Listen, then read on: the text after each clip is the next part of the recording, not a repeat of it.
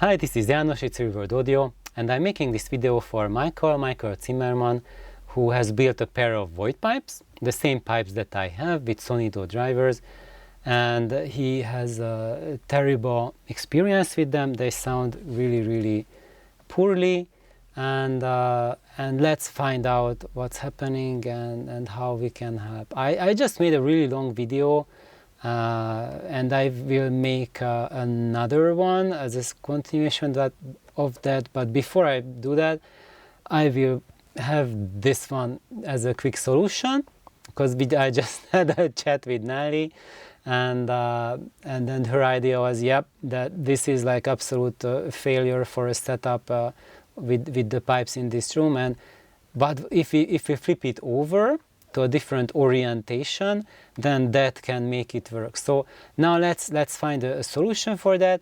I don't know, Michael, if it's your home or you are renting it, how free you are to arrange things, but now I will show you a solution that doesn't need any kind of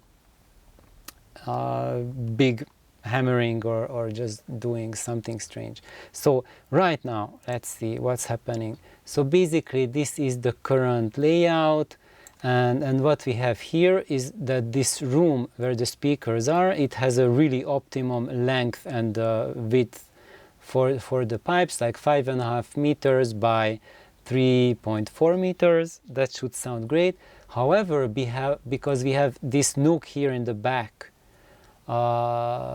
that's a suck out for the bass. So now Michael was thinking of putting a bass trap there. That won't help. That is absolute. That doesn't work. That would work if we had bass reflex speakers, and then you have bass peaks in the room, and you want to take care of overloading the room with bass. That would work. But here we don't have enough bass, so that would not help. And the other problem is we also have a bass suck out here with this big complex rooms here, and that is what's the 90% of the problem, and this is 10% of the problem. And this needs to be closed with a door to make it work in this orientation, and this needs to be closed, this wall closed here, and just free up that compartment there. Don't put a bass trap there, just use it as a storage cabinet. Maybe you can put another door here or a door on the other side so you access it from the back. I don't know which is more practical, but if it's like needs to be a closed room so that the wavefront can propagate back and forth, so the room can be horn loaded. Basically you are using the room to load the speakers. So these Voigt pipe cabinets, which are the Paul Voigt's original Voigt pipes, just scaled for driver matching, but otherwise same as the Paul Voigt pipes, they absolutely require the room to load the room in what I call as a wave mode loading, and for that, if you have these suck outs that disrupt the wave formation, this will just completely destroy the bass. So, however, what you could do is to change the orientation. So instead of they have the room looking like this, Michael also shared the photo. So in the photo you see the pipes there by the window, there's a curtain behind them, and here's the couch, and on the side we have panels. And actually when you have sound panels, that's good when you have excessive high frequencies, but here we have major high frequency suck out, so I would say take off the panels for now. And I think the pipes are still in the breaking in period, right? Because if they are still breaking in, if you have not had massive break-in with them for a month of really heavy listening, like 500 hours at least, then they don't have any bass. So regardless of how the room is, these Voigt pipes, when you build them, has zero bass. No, they don't sound good at all. And then there will be one moment, like literally from 1 hour to the next, when you are playing them, and who changed these speakers? Like they literally shift from nothingness to great sound with break-in. However, in this room, what I would say to flip, where you see that there's a TV there. Let's move my face from there.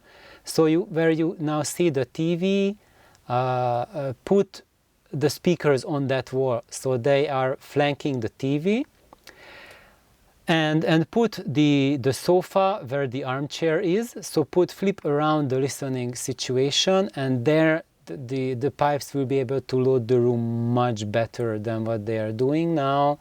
And also one thing that I know for the pipes, if you put anything between you and the pipes on the floor, it will absolutely 100% destroy the bass.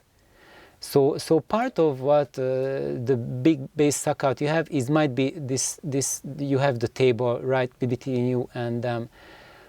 And that's like, I know because I did experience that as well, and that's not good, because you have the bass like coming out from the mouth of the pipes. It needs to load the room, and if there's a wave breaker there, it's kind of like the sound waves are coming out from the mouth of the pipes, and they are breaking on the table.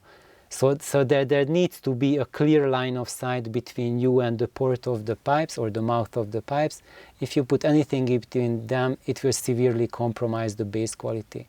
So just put the speakers here on the wall, on the side, get rid of that table, put the amp and the computer, everything in a rack right next to the TV, and make them as flat, as close to the wall as possible, and put the couch on the wall where you have the armchair. And let's see, let's just flip it back to scene mode. Made a layout plan here. Can we see it? Yes. So let me show that. Nelly helped me draw that. My skills are so.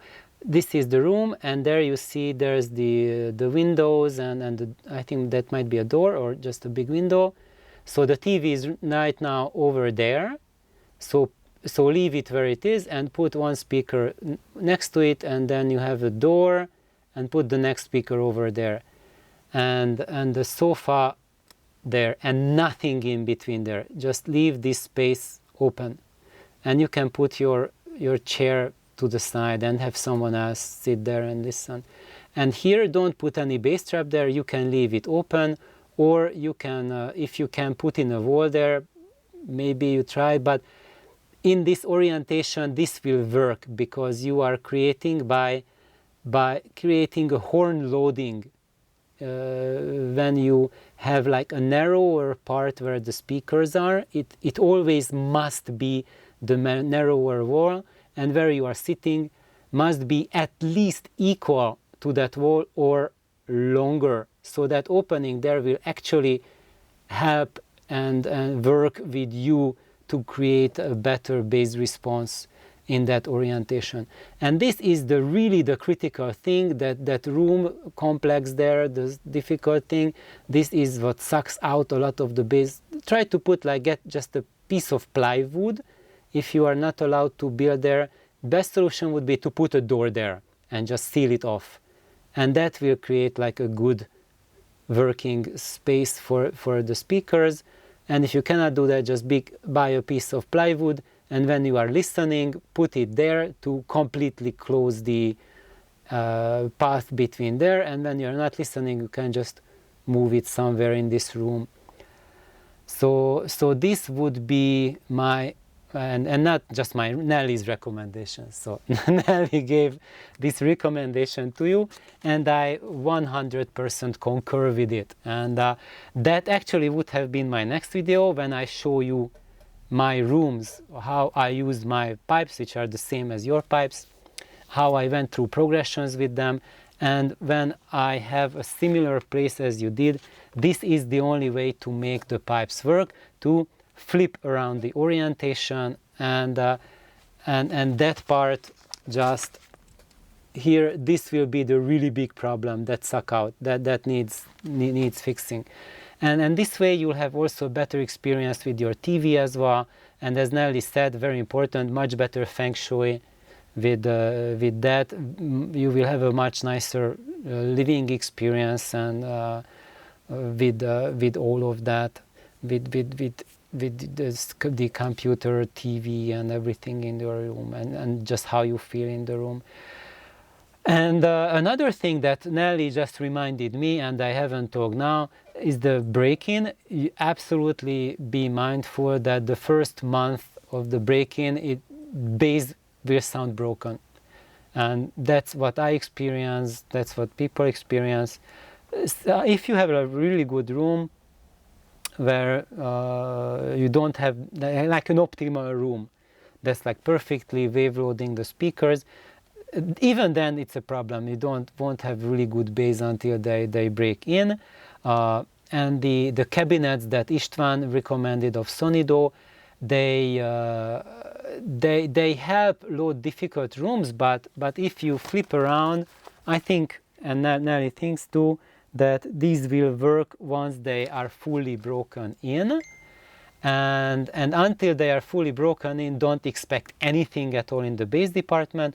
Also, for the high frequency, missing high frequencies, that will also be better with breaking in. And your speakers, currently, they are not towed in. So when we look at them, they are facing flat. So when you rearrange them, just toe them in, so the drivers point at you, at your ears. So have the left channel point at your left ear, right channel point at your right ear for the break-in period. After they are properly breaking in, and also after you are balancing out your room acoustics better and better, then you can toe them out so that they are not towed in, that they are flat. But you can only have them flat with a good high frequency response if everything in the room is already done. And so at this point, let's go back to your room. Here we have those panels on the wall.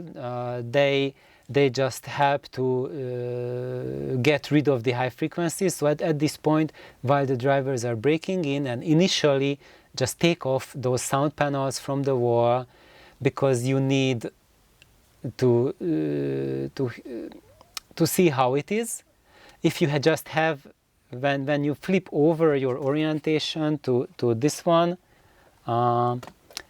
then just having a flat wall behind you will massively help with the bass response and the bass experience.